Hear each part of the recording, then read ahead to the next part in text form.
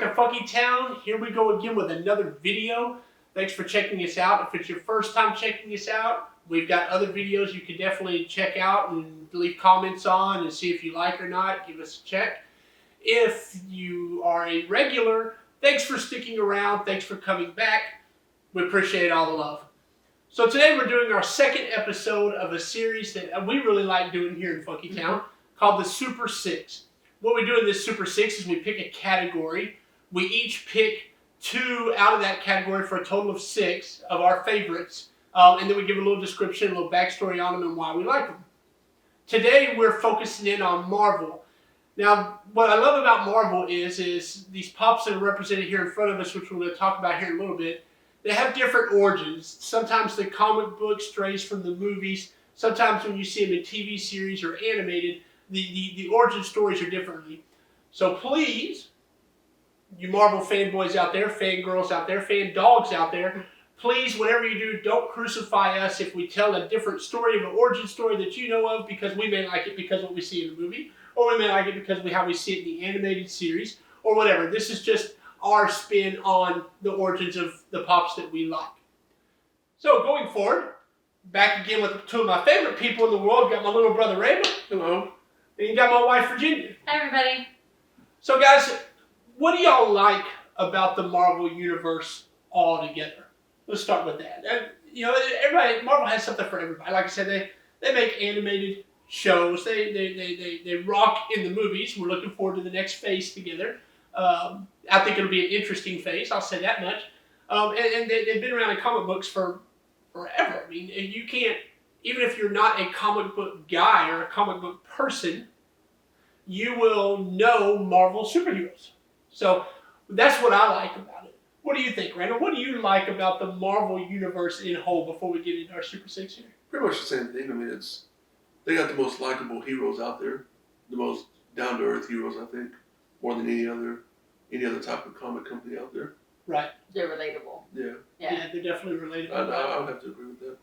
Right, and Marvel always does a good job too of not always having extreme or graphic thematics in their comics or in their movies. Let's say like a darker DC or an independent comic universe would have too. So that's good too. Babe, what do you think?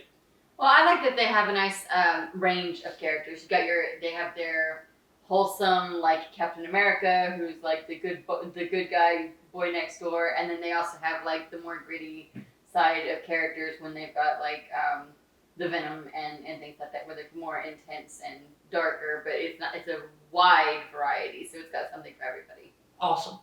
Well, Ren, I'm going to start with you here. Why don't you go ahead? Today we're going to do things a little bit differently.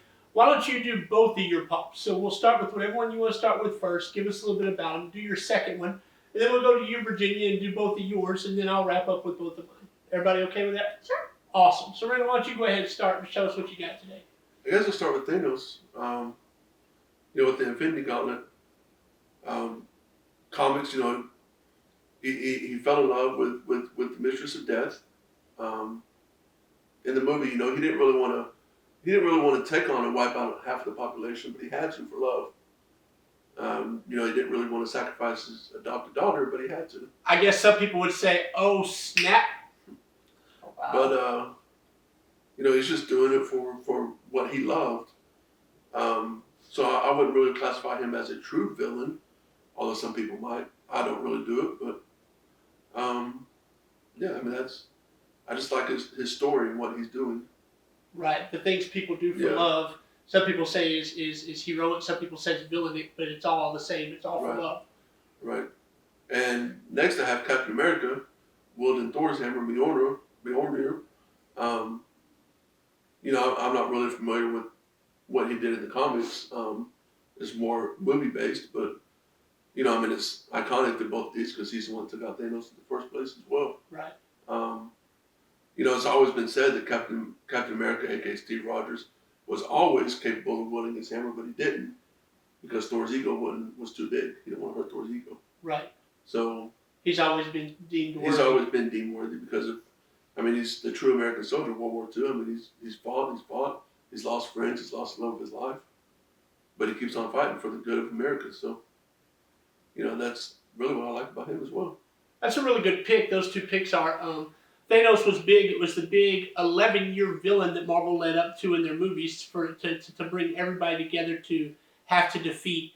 And the iconic moment when Captain America finally, they teased it earlier in the 11-year history, Captain America finally wields Mjolnir and assembles all the Avengers. And I won't get all into spoilers with you, but it was definitely a really cool, And even in the really movie, cool scene. you could see Thor smirk and say, "I always knew it." Right. So he always knew deep down that Steve Rogers was worthy of wielding it. But then again, Steve Rogers always knew as well. He just never did it. Right. That's a good point too. So, babe, I'm going to jump it over to you now. What do you got for us today? Okay, so I love that we decided to do both of them at the same time this way because mine tie in together really well. One of my all-time favorite things with Marvel is I grew up watching the Saturday morning cartoons, and I was a big X-Men fan, and I really loved the Phoenix storyline, the whole story arc. So that's why I picked Phoenix here because she's like one of my most iconic. She had all that deep power within, and she embraced the Phoenix to save everybody that she loved, and it cost her a lot in the long run. She lost the love of her life to the Phoenix, and it was just very amazing storyline and the whole arc and everything, and then it ties into a lot of what I was always going through with like dealing with people and things, and so it was very emotionally tied to Phoenix, and I've always been drawn to this character, and I really loved what they did with her pop and how she's in her classic Phoenix outfit, the way she came out originally, and so that was why I definitely embraced this one here. And then the second prop that I have is Emma Frost, who's also known as the White Queen. She was the leader of the Hellfire Club in that same story arc. She is the one that manipulated and turned Phoenix into the Dark Phoenix and turned her into the bad guy. And it's something that y'all might not know, but I absolutely love a good villain. And Emma Frost was one of those that you just love to hate. She's such a great villain. She had psychic powers, which made her able to manipulate Phoenix's psychic powers, and she was the dark and the person that you knew something bad was going to happen to, and that the X-Men had to rally together and take her down. But you just loved to watch it every week. Awesome. Yeah, and Phoenix and Emma Frost always have an interesting storyline too. How they interact with each other. That's really good that you point out that interaction. Plus, I could be wrong here once again. Please no crucifixion. But I think Emma Frost also eventually became part of the X-Men, did she not? Yes, she eventually actually became one of the leaders with Cyclops. It was Emma Frost and Cyclops who were leading the X-Men and training all the new people at the school when Xavier was gone. Awesome. So definitely X-Men. Now, the way the story has gone so far, we can almost call this a Valentine's Day episode because it's all been about love. Me, on the other hand, I'm going to do something totally different. My two today, I have some iconic Spider-Man villains. I'm going to start with Carnage here. Everybody want bobblehead? Yeah, you like that, don't you? Yeah. All right, so Carnage is a symbiote from the other symbiotes with Venom, anti-Venom, even in the Venomverse. He had the movie Tom Hardy was in called Venom. We kind of got a teaser. I'm kind of hoping that Carnage is in Venom too. Oh, me too. Please give us what we want with that. His real name is Cletus Cassidy. He was a serial killer. He also, when he becomes Carnage, he becomes the most violent symbiote there is and most dangerous to Spider-Man because when the symbiote bonds with you, it takes on your personality and kind of amplifies it from what I understand with it. Carnage has been around in the comics since the early to mid-60s, I believe 1964, somewhere around there. So he was also, at one point in time, he was part of Spider-Man's Sinister Six. Spider-Man's big in the theater. Spider-Man's big right now. The movie companies have really done a really good job of who they have to play Spider-Man now. I think they hit it perfectly on the head, the perfect mix of Peter Parker and Spider-Man. I really like Carnage. It kind of brings the psychosis into the Spider-Man universe, and I really dig that.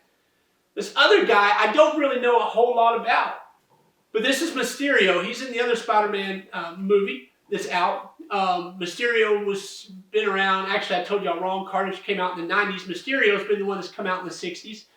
Technical difficulties there. But Mysterio, according to the comic books, his name was Beckham something or another. He was a failed movie actor who turned to villainy after his career was over. But the main reason why I picked this pop, main reason why, hold on to your seats, Funkomaniacs. Y'all are going to love this. I know you can see it here, but it's got a button. And it lights up with his hands and where his face is. I'm going to do it again. You ready for this?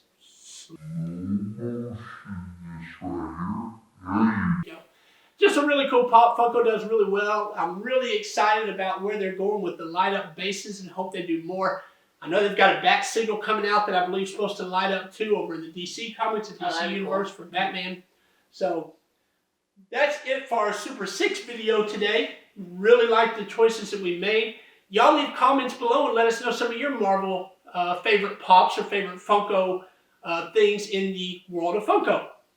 Real quick shout out, I want to make sure that you guys, to know more about Marvel Comics, to know more about the comic industry, we have some really dear friends of ours, really good people. They're named Triangle of Truth. They're up on Instagram right now, posting Instagram TV videos, rocking it, knocking it out of the park. Eventually they will be here on YouTube with us. We're even talking about collaborating, doing a joint video of having them on, introducing them, getting some of their thoughts for some things. So Funkomaniacs, please go over there and check out Triangle of Truth. You might even be able to win some things. I'm not really sure, don't know what they're doing. Put a little bit of pressure on there. But the guys over at Triangles of Truth, they're awesome. Sean, Jay, Jenna, rocking it out of the park. Check them out on Instagram. Make sure you show them love. As always, we appreciate your love here in Funky Town. Thank you for taking time out of your week to join us on our journey today. We love you guys. Keep up with the love. We'll see y'all later. We're out. Bye. Bye. Hey everybody, I hope you liked today's video. Make sure you give us a like if you did, comment and let us know what you liked about it, and subscribe to our channel so you can see even more content. And if you do subscribe, make sure you hit that bell so you get notified when we do publish more. That's all here from Funky Town Collectibles. Have a good day, everyone. Bye!